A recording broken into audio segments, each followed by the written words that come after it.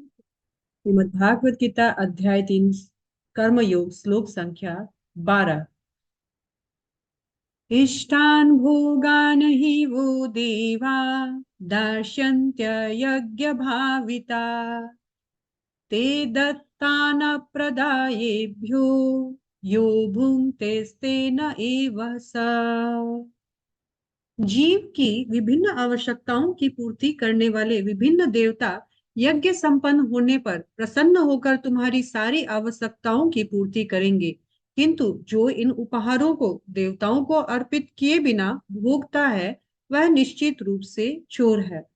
भगवान बोल रहे हैं यहाँ पर कर्म जो सकाम कर्म है कि अगर तुम मुझे नहीं तो कम से कम जो मेरे अंश हैं उन देवी देवताओं को ही तुम अपने कर्म जो है उनके फल प्रदान करो। उसी एवज में भगवान यहाँ बोल रहे हैं कि यदि हम जो देवा, यहाँ श्लोका में लिखा गया है देवा, जो देवताओं को यज्ञ भविता, जब हम कुछ भी अर्पित करते हैं उसका फल, तो उससे प्रसन्न होकर के यज्ञ भविता, उस यज्ञ के एवज में प्रसन्न होकर वे क्या करेंगे, वो तुम लोगों को इष्टान भोगान, तुम्हारी सारी जो भी मनोकामनाएं हैं वो पूर्ण करेंगे।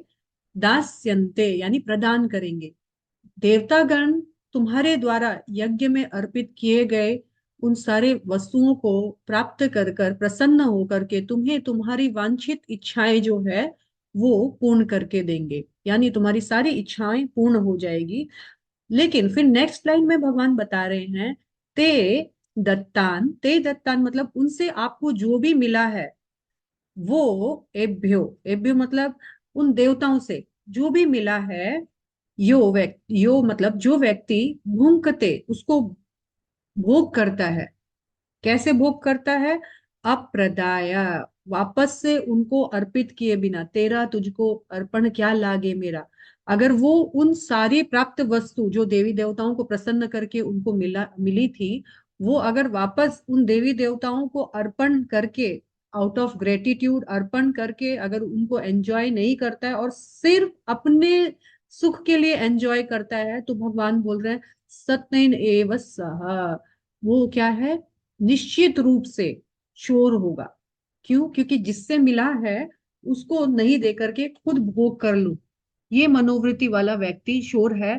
तो कहा गया है जैसे हमें सरकार से सुविधाएं मिलती है, इसके एवेज में हम सरकार को टैक्स देते हैं, लेकिन यदि हम टैक्स ना दें, टैक्स की चोरी करें, तो सरकार हमें पनिश करती है। उसी प्रकार से यदि हम देवी देवताओं से, भगवान से जो भी मिलता है वो उनको अर्पण करके उन्हें अर्पण ना करें और खुद अगर सिर्फ भोग करें, तो यमराज के द्वारा हमें दंडित किया जाता है। तो देवतागण जब हम उनके कुछ भी अर्पण करते हैं तो वो प्रसन्न होते हैं, वो वर्षा देते हैं, वर्षा से अन्न प्राप्त होता है जो मनुष्य के लिए बिल्कुल बहुत जरूरी है जीने के लिए। तो इस तरह से देवता और मनुष्य आपस में परस्पर एक दूसरे को सहयोग करके अपनी अपनी वांछित वस्तुएं जो है प्राप्त कर सकते हैं। हरे कृष्ण।